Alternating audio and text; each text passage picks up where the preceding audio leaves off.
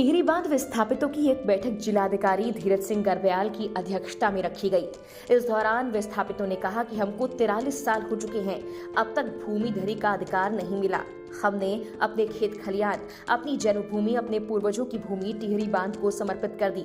उसके बाद भी हमें अपने पूर्वजनों की भूमि पर अधिकार आज तक नहीं मिला, जिसमें गांव वालों ने कहा 3 पीढ़ी हो चुकी हैं, आज तक हमें इस भूमि का अधिकार नहीं मिला, जिसकी वजह से हम किसी बैंक से लोन तक नहीं ले सकते। आला अधिकारियों द्वारा इस बैठक में विस्थापितों को 25 दिन का वक्त दिया गया है। प्रशासन ने कहा आपकी भूमि धरी का अधिकार आपको मिल जाएगा, आप चिंता मत कीजिए। इस बैठक में कांग्रेस की हरिद्वार ग्रामीण विधायक अनुपमा रावत और टिहरी बांध विस्थापित कार्यकर्ता उपस्थित रहे।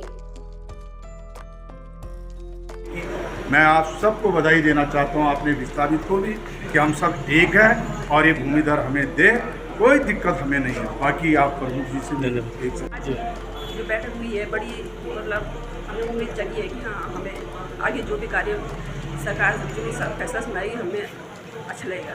और मेरे कार्यकाल में जितना भी काम होगा मैं सब और कार्यकर्ताओं का भी धन्यवाद करती हूँ। और एकजुट मैं ये कहना चाहती हूँ सभी विस्थापित क्षेत्र एकजुट होकर काम करें। ठीक है, धन्यवाद। नमस्कार सर। 43 वर्ष हो चुके हैं सर विस्थापित को, अब तक भूमि धरी का अधिकार नहीं मिला सर, तो क्या कारण रहा सर?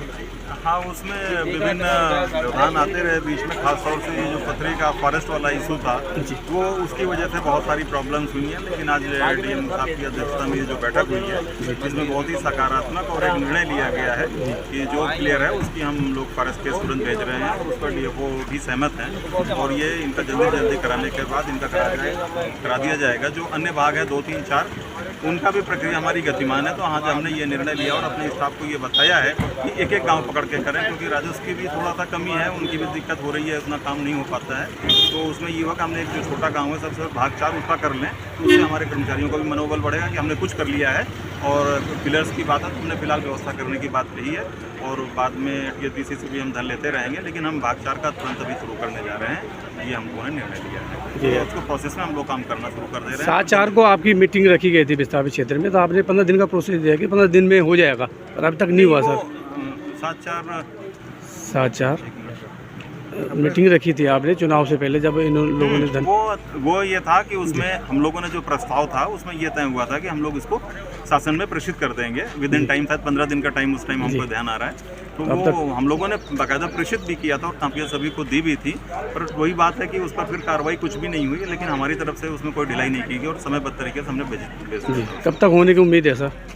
अभी प्रोसेस हम लोग तो भेज देंगे, 1.5 महीने का हमने टाइम लिया है, क्योंकि उसमें नक्शा वगैरह KML फाइल वगैरह बनती है। तो अभी जो निर्णय हो गया उस पर हम लोग काम करते हुए इसको हम लोगों ने 1.5 महीने का टाइम लिया है, तो उसके अंदर हम लोग डीएम और डीएफओ को प्रेषित कर देंगे, फिर प्रस्ताव भारत सरकार से स्वीकृत हो जाएगा।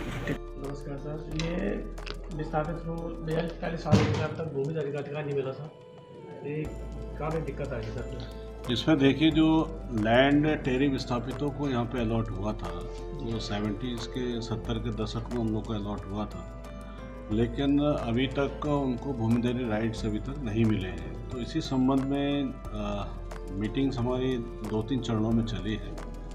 आज लगभग ये सहमति हमारी बन गई है कि जितनी ज़मीन उनको शुरुआत में अलॉट हुई है 369 हेक्टेयर के करीब, तो उसमें हम लोग एक प्रपोजल भेजेंगे और मुझे नहीं लगता कि जैसे हम लोग प्रपोजल भेजेंगे वो तुरंत इनको समाधान भी मिल जाएगा। और वैसे लेट ज़रूर हुआ है, लगभग 40 साल का वक्त लग चुका है और उनके साथ तो अन्याय हुआ ही है।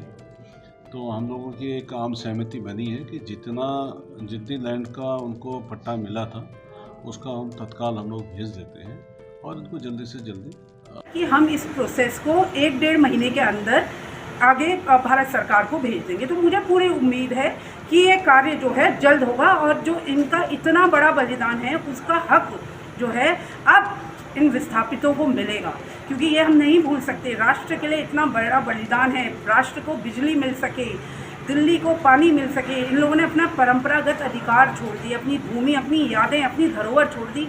तो इनके लिए अगर ये कार्य हो जाए तो ये बहुत बड़ी बात है और मुझे बहुत खुशी होगी कि मेरे कार्यकाल में ये कार्य हुआ।